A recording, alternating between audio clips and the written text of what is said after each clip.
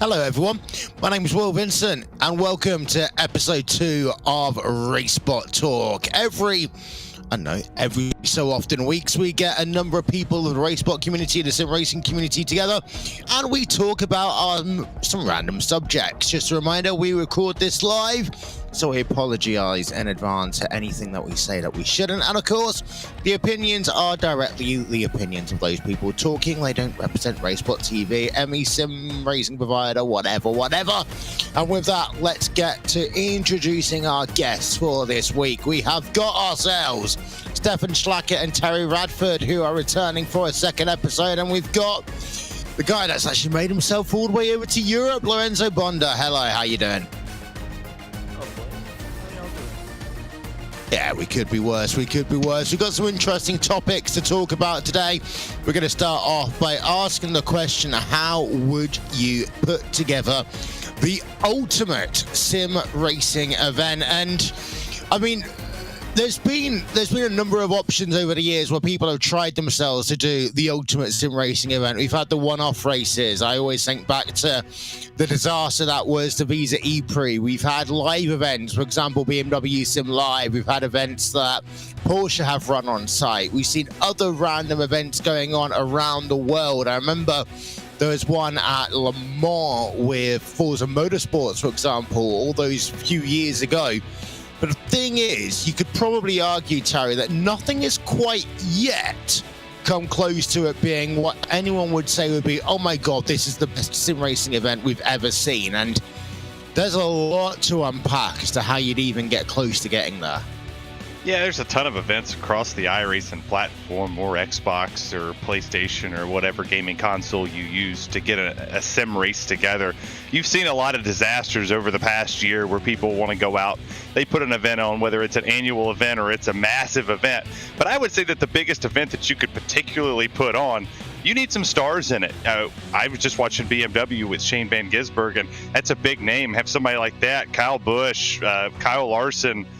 Maybe go get Dale Jr. out there and put it on, but make it special. Make it about charity, or make it about something that could potentially go out and build and broaden the community and not just be a focal point on one individual company. Yeah, and that's an interesting point, because actually, Stefan, if we think about the biggest online sim racing events viewership-wise of all time, I would probably put Jimmy Broadbent's 23-hour charity streams at the top of that list. And of course, they managed to raise a stupid amount of money for some mental health charities 2 years in a row. And on top of that, they've got characters, they've got content creators, they've got average Joes, and they've got a couple of big names in there as well. So from the community aspect, that works fantastically. Of course, the only thing that race doesn't have is prize money, because of the fact that it overall is designed to be a charity race in the first place. Yeah, and I think that's the point that sim racing has to do different to make big events feel special. It has to be about something like Jimmy Broadbent's endurance race for charity, because it isn't like any other race that you can have in real life and just mimic and be, oh yeah, this is like real life, I'm feeling like I'm doing this in real life. No, it has to be that little bit different so that everybody can say that, like, they won that 23-hour special event from Jimmy Broadbent that is for charity, and we raised X amount of money for it. I think that's, from my standpoint, that's really the big thing that the sim racing community has one up on pretty much anything else that they can do.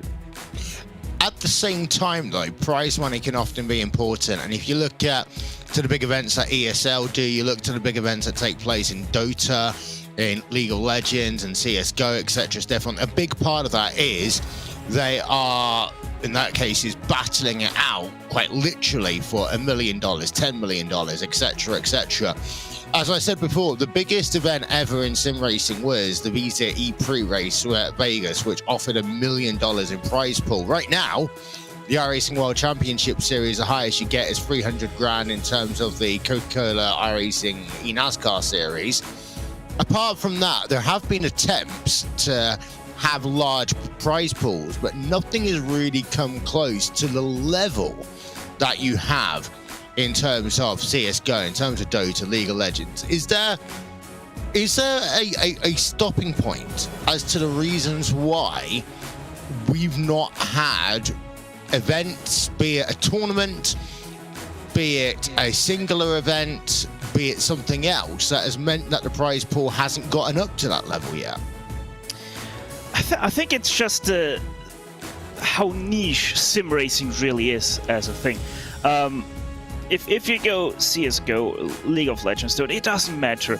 You can just, on your laptop that you have bought 15 years ago, you still can play those games. And I think that's the big difference that comes between sim racing and any other esports that we have out there. Because, like, I'm sitting here in a rig that's 3,000 euros, and I'm having a wheel down here that's 500 euros just by itself. So that, I think that's the big difference that we have here. It's just, it is so expensive to get into those big sim racing titles, and then you still have to evolve so much to get to that level where I'm just gonna really dumb it down and say you only have to point and click to get that kill in CSGO, where it's a lot more difficult and a lot more random factors get into sim racing that makes it so much more difficult and makes it so user unfriendly, I nearly want to say, to get to that top level of esports sim racing. It might be point and click, but I still get my ass kicked by 13-year-old kids. I mean, I have to say, you raised a point where it kind of hurts me, because I actually do come from Call of Duty and CSGO esports as well. Minor league, but I did do it. Yeah.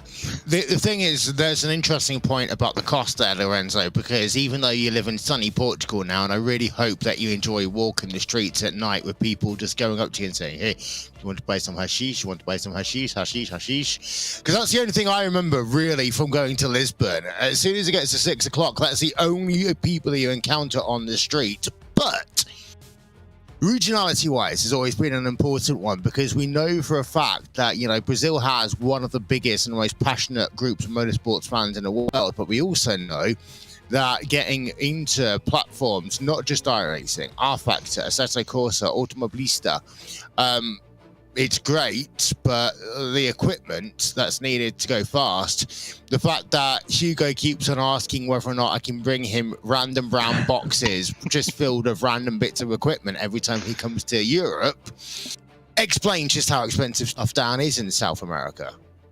Yeah, it is. It is a little bit bizarre to see the prices of, let's just say, aftermarket products over here in Brazil. Let's just say a VRS, a Semicube. It's kind of expensive, you know. They go up for like 10,000 Brazilian real, which is, of course, we have to take in matter taxes and everything, and it's a little bit of a problem for us. So, but the good thing is, I think recently, if I have to say, for the past 3-4 years, there have been Brazilian product with the same quality as the Semicube and these other products from Europe, that Brazilian drivers are starting to use it more and more, and we are seeing more significant results. I think one of the best things, for example, Gustavo Ariel, he has, I think, he's 5th or 3rd highest I rating in the service. And about 3 years ago, when I started meeting him and doing races and things like that, he used a G29. So going from that and then using Brazilian products, he now has a GSI rim, which is American, but nevertheless, most of the products are Brazilian. Shows that soon we are starting to slowly begin our market, and the products that are coming over here, they're showing that they have good quality. So I'm very surprised that we are putting really good results. We had a really good result at SRO North America yesterday. For example, a Brazilian driver won over there. Of course, got second because of a 5-second penalty, but other than that, it was amazing to see. It's cool. Well, they would have won if they didn't do a Punterino. There you are. So we talked about some of the barriers to entry, but let's then talk hypothetical, shall we? Let's say there is $5 million as a prize pool. I would probably answer the first question myself. Would 5 million drivers go to one team? I think the answer is going to be no, because it will be, Stefan, absolutely impossible to really steward an event when the money would go to one driver, because I have enough difficulties doing race control for a couple of series when you're looking at incidents involving people in P7, P8, and in some of these competitions, that's where the prizes are still paid out to. To have all the money go to one team, A, would put a lot of people off, and B, would make it almost impossible for you to actually, really, truly be able to steward the entire event. Yeah, see, that's the next thing where sim racing stumbles in organizing these really big events where a lot of people would take part. It's just so much more effort than in any other game that is the major esports scene. You have to steward so much more, and don't forget, when money comes on the line, people tend to get more aggressive. They tend to go for gaps that don't really exist sometimes, and that's something that isn't also present in like League of Legends or CSGO or wherever you want to go. If you're under pressure there, you maybe make a bad call, you make a bad move, reveal yourself in that wrong moment, something like that. But in that kind of scenario, it only hurts yourself and your team. But in sim racing, you hurt another driver of an opponent team or whatever, and that is so much more worse, and you need to have people talking about that. And then what is the right penalty for a small infringement, like just tapping someone off the track, they lose 3 positions? What is the right amount of penalty given out to that guy so that you can say it rectified that mistake by him, but at the same time penalized him enough so that he still has a chance of continuing his own race? You're going to love this little story, Terry. Hugo and I were in Germany a few weeks ago. I can't believe it already is actually about a month ago now. Time is flying that quickly.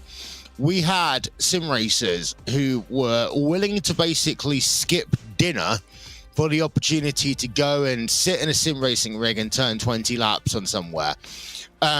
And the quickest that I've seen people move outside a grocery store when they say that they've got reduced items in aisle 5 is when you tell a bunch of sim racers that they can go out and do some sim racing laps. The level of not only, competitiveness in case of I want the seat time, but the competitiveness in terms of, I'm going to be honest, egos, name power, team brand power, all this sort of stuff. The similarities between that and what we see on other esports titles is exactly the same.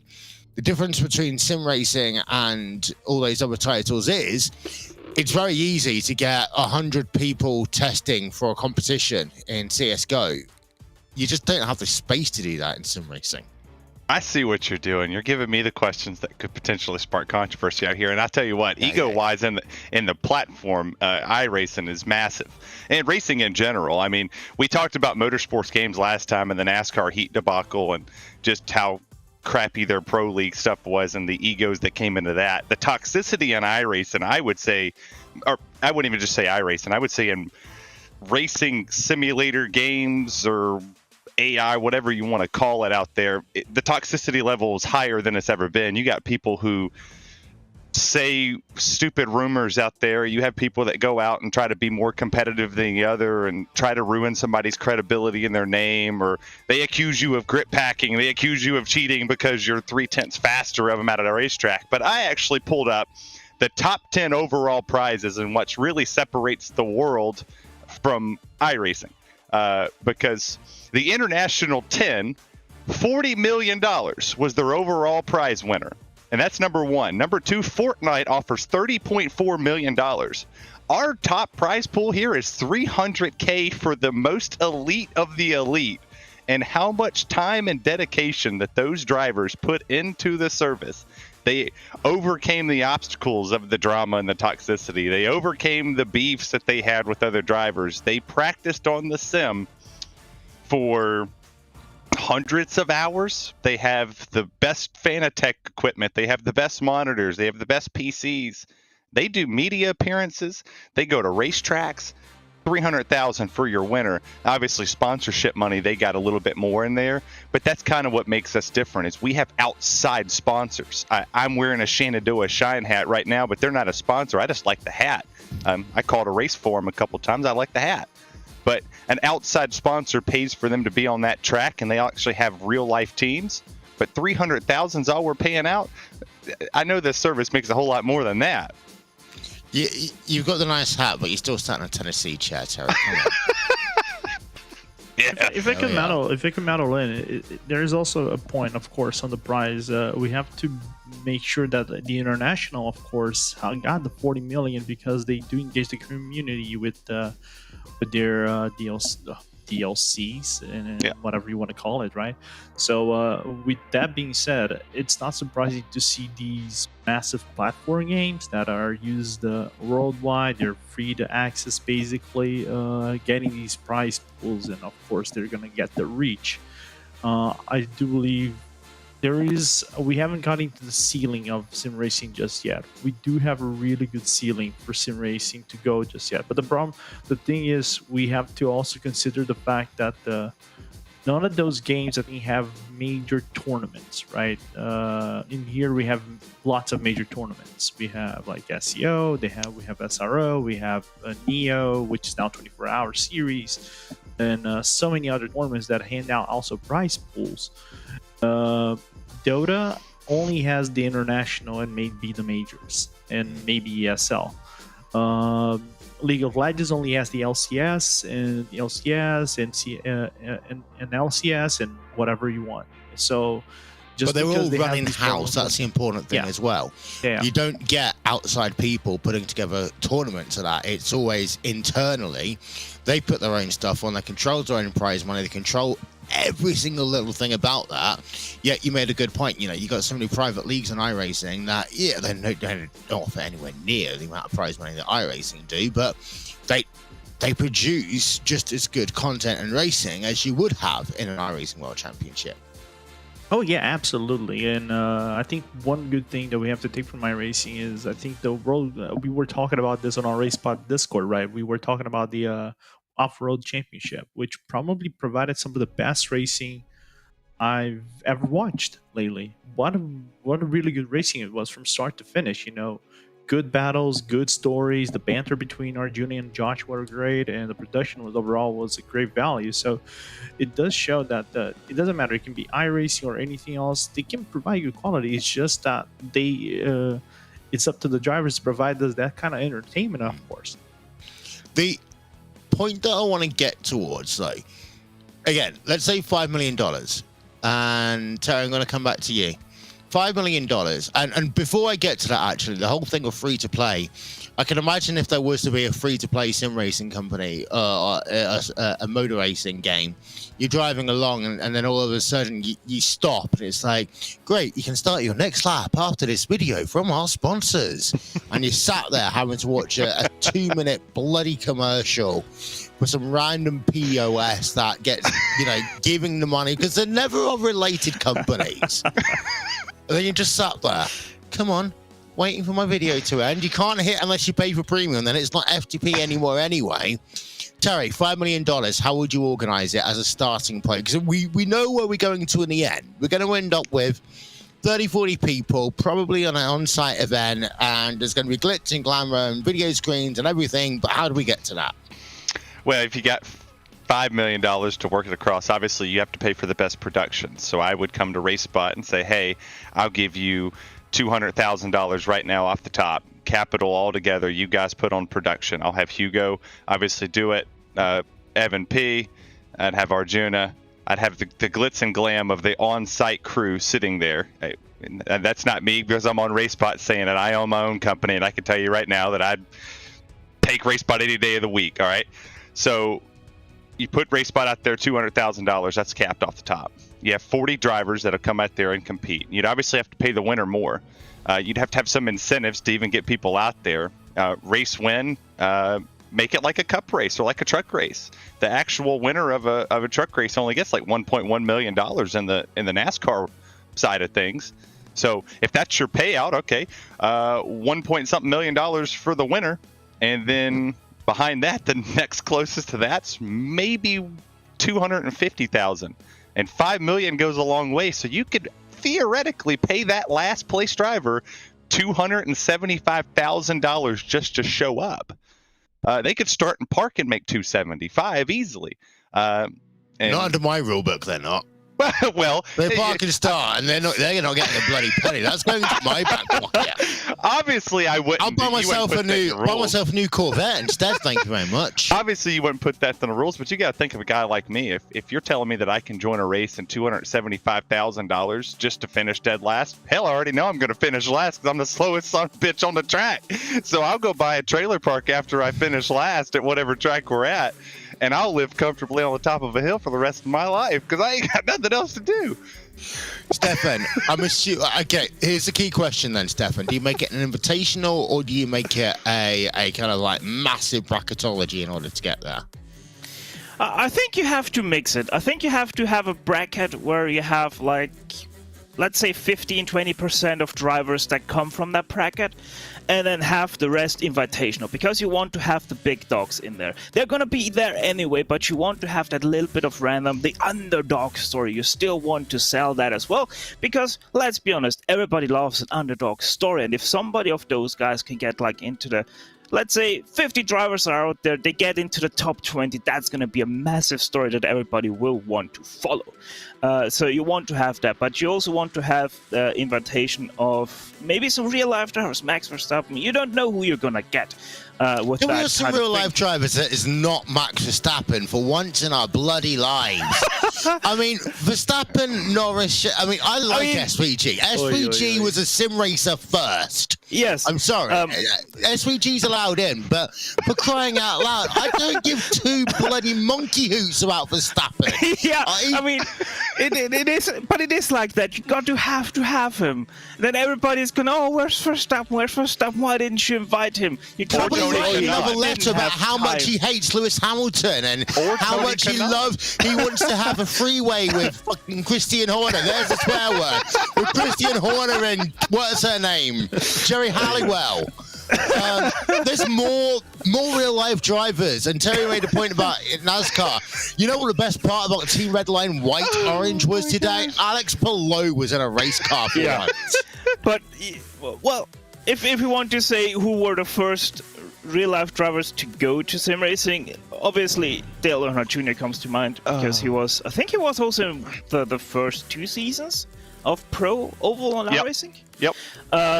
And all the IndyCar drivers, like I remember like 2, 3, 4 years ago where I was driving on a random hosted IndyCar server. Who was on there? Shane Van Gisbergen was on there, and a bunch of other supercar drivers as well. I think I said IndyCar earlier, or whatever. Supercar drivers, they were one of the first to drive just randomly on IndyCar servers and have fun with it. So you probably have to invite them.